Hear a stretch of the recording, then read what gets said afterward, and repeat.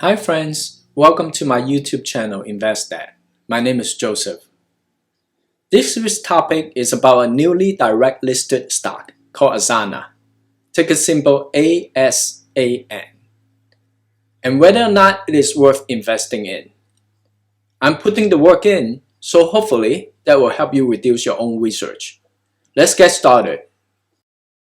Asana picked a newer way of going public while direct listing versus the traditional IPO method. So, what is direct listing? A direct listing is a process in which there is no unwritten public offering managed by a group of banks. In a traditional public offering, the underwriters manage a roadshow and book buildings process to come to a deal price.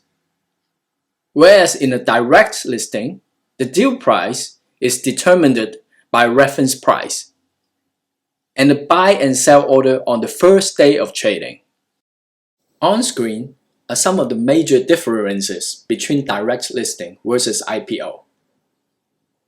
If a company is not interested in offering new shares at the time of going public, direct listing can be a good alternative to go public without the hassle of running a roadshow and dealing with a group of banks.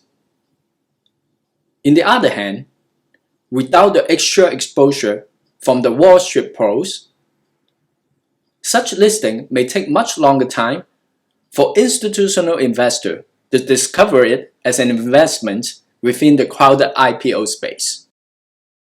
Asana operates a work management platform for individuals, team leads, and executives. It provides work management platform as software as service that enables individuals and teams to get work done faster while enhancing employee engagement by allowing everyone to see how their work connects to the broader mission of an organization. Asana was founded in 2008 by Facebook co-founder Dustin Moskovitz and ex-Google, ex-Facebook engineer Justin Rosenstern, who both worked on improving the productivity of employees at Facebook. The product launches commercially in April 2012. On September 30th, 2020, Asana's direct listing stock opened at a share price of $27, which was 22% above the reference price of $21 per share set by the New York Stock Exchange. Its current price is $23.51 as the recording of the video.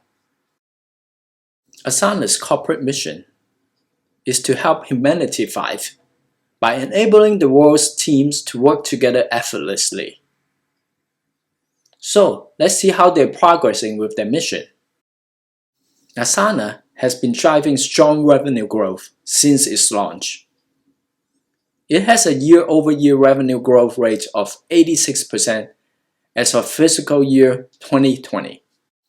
Let's watch a quick video clip from Asana's CFO for more details. Whether they're working for a small business or a Fortune 500 company, teams can easily join Asana and get started. Oftentimes, teams are replacing spreadsheets, email, or the status quo to better collaborate and track their work in Asana. Let's turn to our financial metrics. We've been growing revenue rapidly, reporting $143 million in revenue in our fiscal year 20, growing 86% over the prior year. In the first half of our fiscal year 21, we delivered approximately $100 million in revenue, growing 63% over the same prior year period. This growth has resulted in a customer base of over 82,000 paying customers and over 1.3 million paid users globally. We have users and customers across 190 countries. Our international revenues were approximately $59 million, or about 40% of our total revenue last fiscal year. Our customer growth is a reflection of the value we deliver. In a recent Asana customer survey, 74% of customers surveyed agree that Asana helps them accomplish tasks more quickly, and 83% agree that Asana improves their job performance. Many teams start small and over time increase both the number of users and use cases on Asana. Our dollar-based net retention rates reflect these dynamics and show the stickiness of our platform. As of January 31st, 2020, our dollar-based net retention rate was over 120% across our entire customer base. As customers increase their usage and adoption, we generally see a corresponding increase in their net retention rates. For the same period, customers spending $5,000 or more with us on an annualized basis had a dollar-based net retention rate of over 125%. And customers spending $50,000 or more with us on an annualized basis were over 140%. Our expansion strategy is already yielding positive results as more of our revenue has shifted to larger recurring contracts. In the first half of fiscal year 21, customers with $5,000 or more in annualized spend represented more than half our revenue, about 56%, up from 45% for the same period a year ago. On a revenue basis, this segment of customers grew over 100% year over year.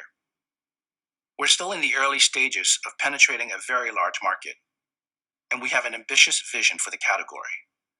Maximizing the opportunity and investing for growth is our focus.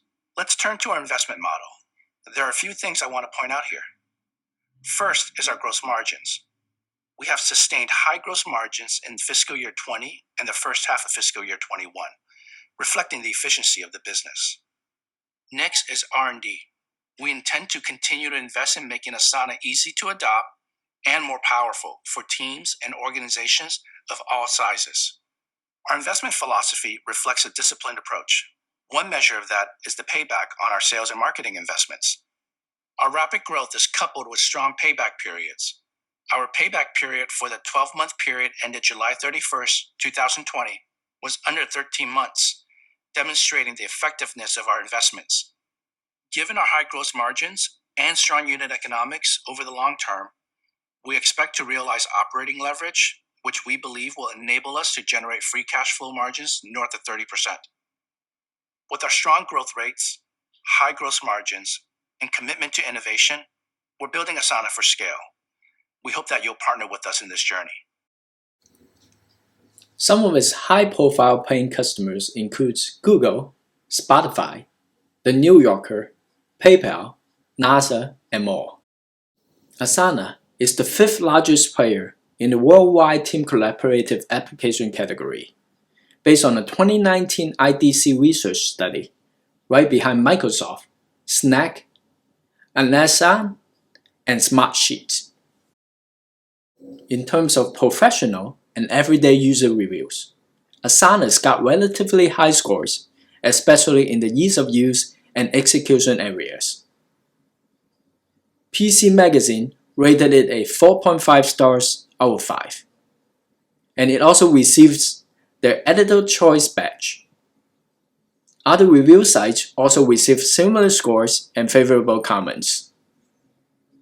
If you haven't already, please hit the like button, subscribe to the channel, and turn on the notification bell so you won't miss any upcoming videos in the future. Looking at Asana's recent financial results. In a year-over-year basis, you can see that Asana is indeed growing revenue rapidly, almost doubling from year 2019.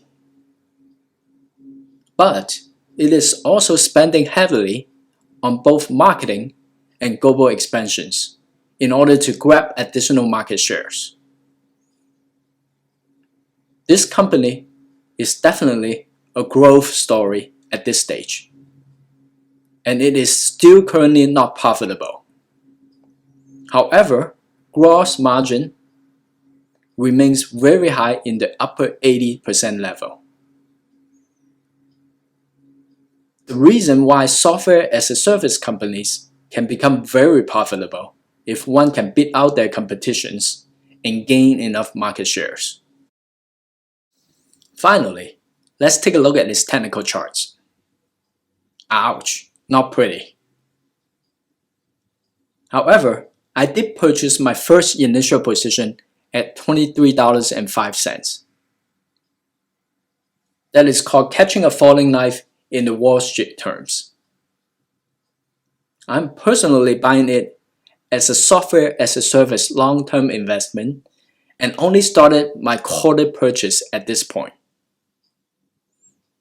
In Asana's first day of trading on September 30th, it went up as high as $29.96 and has been steadily dropping ever since. This is a pretty typical setup for freshly listed or IPO stocks. If you too are interested in buying Asana, a much safer way is to wait for its share price to form a solid bottom and buy when it is on an uptrend.